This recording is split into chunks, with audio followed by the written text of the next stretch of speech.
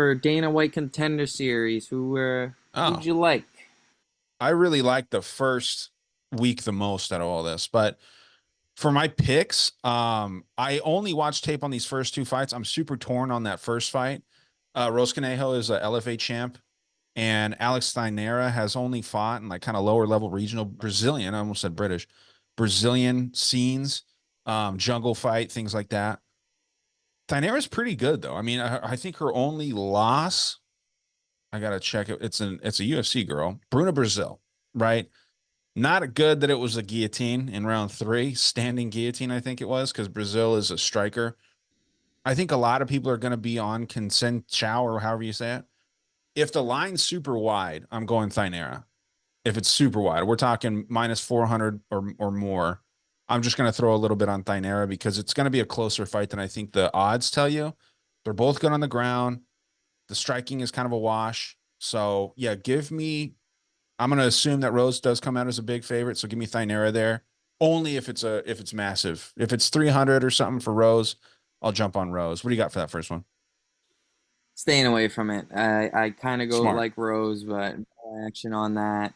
It's Rose on short notice. Not too much tape I could find on him either, and that's the fight I did the least research on too. Who was oh, Thynera was supposed to fight Fatima Klein, but then Klein got signed to the UFC. So that would imply, man, that the UFC wants Thynera to lose, right? Because they wanted Klein. Um, so yeah, maybe that's something to think about. Again, I hope that they line this close. It should be fairly closely lined. But since Rose is a champ in LFA, LFA is a great promotion, man. Like really good feeder organization. It's better than Cage Warriors. I think some of the fighters are better than Bellator fighters and PFL fighters, honestly. LFA is high level, I think.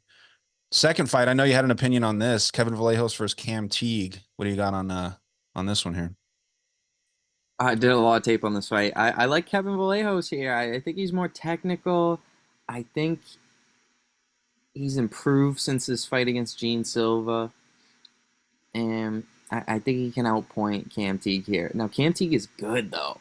And he's You marketable. thought And so? he's, yeah, I like this guy. He's fun and It's he's very fun. cool. I like the guy. He's fun to watch. And he's good on the mic, too. Okay. So I think he's gonna survive. I think he's gonna show a lot of that durability. I think he's just gonna walk him down and eat jabs, try to make this a brawl, and Kevin's just gonna keep this a technical fight, and he's gonna stay on his bicycle.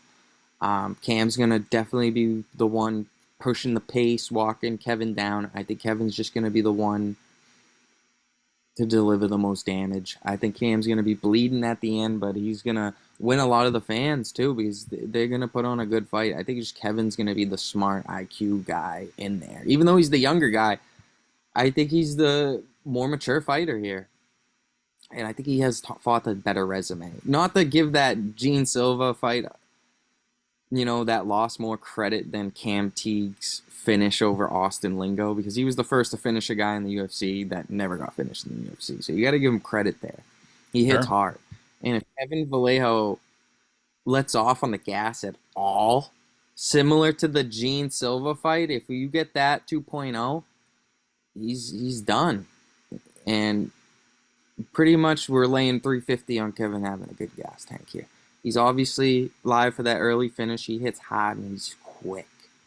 And Cam's going to be a little bit slower guy. But Cam's going to be the bigger guy. He's going to be powerful. And he has good cardio, too. All Um, right. it's a tough fight. I think the line is a little bit wide. I am going to have a little bit of action on this. I'm going to lay a little bit of juice on Vallejos to win and over 1.5. And that's probably going to be like minus 150. Horrible line, but that's the only spot I like that's safe in my opinion. Okay. Was this Austin Lingo fight? Because I watched one and I swore it was either this fight or the next one where it's saying right here 457 in round two, but I saw someone. It was like it was like a I think a right cross. The dude fell down and then ground and pound, and it was literally with 1 second left. It might have been something else I was watching, but I was super impressed with that. It looked like he was kind of out of the fight. But to your point, this Teague dude, I only watched 2 of his fights. He blocks punches with his face, dude. Like this dude gets hit a lot, a lot, a lot. Now he's got the chin for it. He's never been finished. He's never lost. Yeah, to your point, I think Vallejos is the more evolved fighter. He's, going the distance with Gene Silva looks so good right now. If you're trying to bet on somebody, so yeah, give me Vallejos all day here. Kind of an easy pick for me. But yeah, it sounds like I need to do more research on Teague, and maybe he ends up in the UFC too. Francisco Mazeo versus Kevin Christensen. It's a weird fight. Mazeo is realistically 2-0.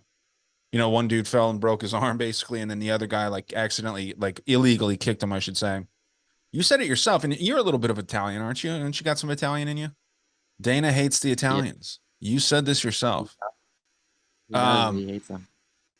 I can't confirm that. I have no idea. But if you're seeing something like that, it is interesting. There isn't a lot of good Italians in the UFC. I mean, Marvin Vettori is really the only one. Kevin Christensen's just got a weird style. Or I keep calling him Christensen, Kevin Christian. Weird style, tall man defense. He's 6'7", versus Mazeo being 6'2". But I mean, this is such a tough fight to call because I think Christian's probably the more experienced. He's awkward. He's very weird looking when he fights. I'm just gonna go Mazeo because he's probably, hopefully the money will come more in on Christian and make Mazeo a bigger dog. But yeah, I got to go Mazeo here. Not confident. If I didn't bet every fight, like just a little bit, I wouldn't bet this one. But I'll probably have some action. Maybe look at the under because yeah, these guys tend to want to finish. But if it's set at 1.5, fuck that. Yeah, it's probably 2.5. I'll go under there. So yeah, Mazeo, not confident. The under 1.5 is -200 in that. That's probably the lock on this card. Both of these guys come out like a bat out of hell. I wouldn't be shocked to see it go over, but I think -200 is a good line to hit that. I think it should be lined much higher. I think maybe even punting the under half around would be live in this fight. These guys really push the pace. They don't waste any time. I like Mazio here. Let me just tell the audience, because I told Ryan this early in the week, you guys have to watch Kevin Christian's last fight in the LFA. I did. You have to watch this fight. Was that it? Amazing fight. One of the best fights I've seen in a while. This man's aura is up 10,000 after this. He's got a weird style, though. Am I wrong? Doesn't he have a weird style? Yeah, but he has a counter striker style, but he feints well. He just doesn't have the most athletic body, but he really does have the IQ. He has the tall man defense. And in round one, this man was getting cracked. He was winning the fight. He gets cracked, lands on his ass, shits his pants, Oh, that's who you were talking about. gets up, starts winning the rest of the round. Round two starts. He gets a knockout, and then mean mugs the camera like a boss With with shit in his shit pants. stained pants. Yeah. Oh my god. Like it's Now you're hard not talking to about this root for Miguel it. Porto fight. Yes. Okay, I'm gonna watch that as Amazing. soon as we're done. I did not watch that one. You I watched It's a on different one. YouTube, guys. Watch it. If you just look him up, it'll be like an hour-long LFA video. It's the last fight. And you must watch TV right there. So, yeah, I know why they signed this guy, Kevin Christian, to Dana White Contender Series. He's entertaining. And so is Mazio, to be honest. This man comes out like a bat out of hell, has a serious cardio problem, also has a wrestling problem as well. Kevin Christian's going to be the way better grappler here.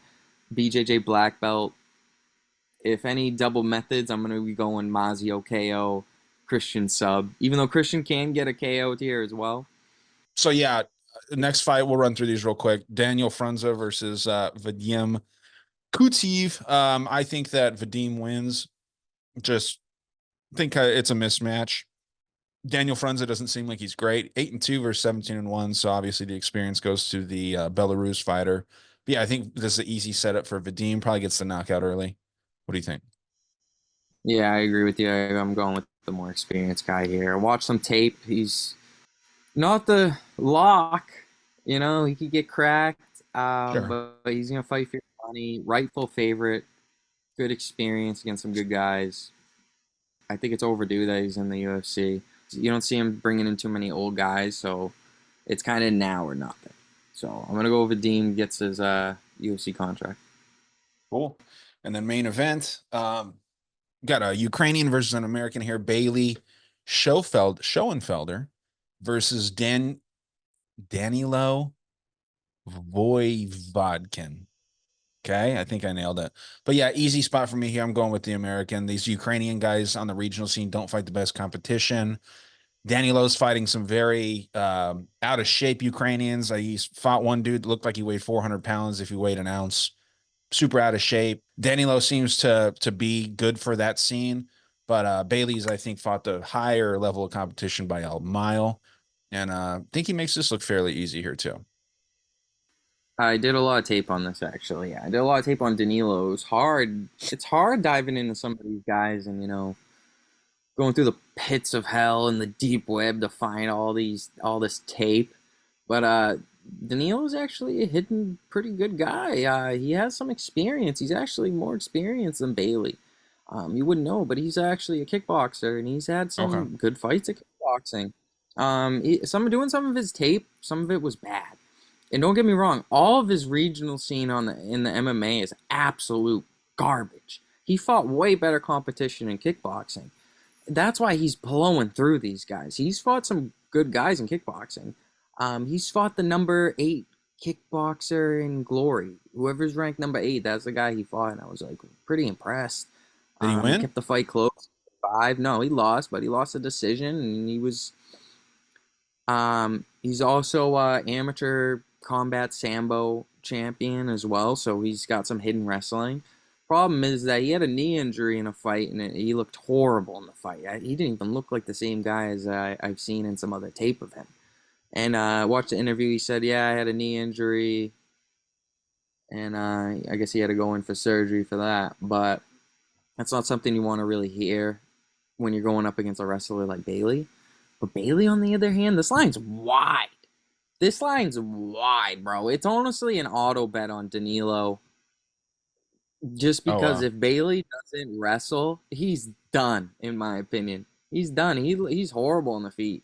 He's horrible. He's green on the feet. He's if he does not get a takedown, it's gonna look bad. Okay. Um, Similar to like Claudio Puelles versus like Dan Hooker. It's just one guy is gonna be a fish out of water. Love the under here. I think Danilo will destroy him on the feet if it stays there for a while. Bailey does not have a good gas tank at all. And I think it's just something to do with these football players. Do these football players do well in the UFC? It's like they make it there, but then they don't do well. I think he could get by this test. He is not UFC material. Most of these guys on this card, except for a few, are not UFC material. Go watch Bailey's fight, and I think he had a fight in Bellator or LFA, and that just stayed on the feet for too long, and it was scary. Mm. And he was a huge favorite in that, and we're probably gonna have that same spot in this fight. There's probably gonna be some close strikes on the feet, and this fight's gonna be closer than what the odds say. -600 on Bailey is just an absolute stay away. Okay. Yeah, I I didn't would even know the be, odds. yeah, it's crazy wide. The no Wild. distance at -600, can't bet that, but the under 1.5, wouldn't mind touching that. I guess Danilo could extend it, and then Bailey could be the one surviving. I could see that. I'd take a shot on Danilo at +460, maybe even get your live bet ready, because if he survives round 1, it's all him. It's all him. Bailey does not have the gas tank past round 1, so it's Bailey round 1 or bust, in my opinion. Okay. I like it. Well, there you go. You got some free contender series leans as well, and not just UFC. So, yeah, fun stuff. This isn't going to come out before Monday Night Football. Otherwise, I'd drop some picks for that. But should be getting this out before Tuesday evening when the contender series starts. Hopefully, definitely will be out on audio. Um, but yeah, fun stuff, man. Good luck on the card for everyone listening, and hopefully we make some money, man. Football's been a little rough to me, so I'm hoping that we can make some money back with the 2 fights this week. But good luck, Me too. everybody. We'll see you next week. Watch the video if you like doing that on Profit Picks YouTube. Go to Teat Picks for some free picks. You can always hit up Alex for his services as well. Keep listening to conspiracy shit on my feed too. But until next time, guys, good luck on this one, and then we'll see you for the next card as well.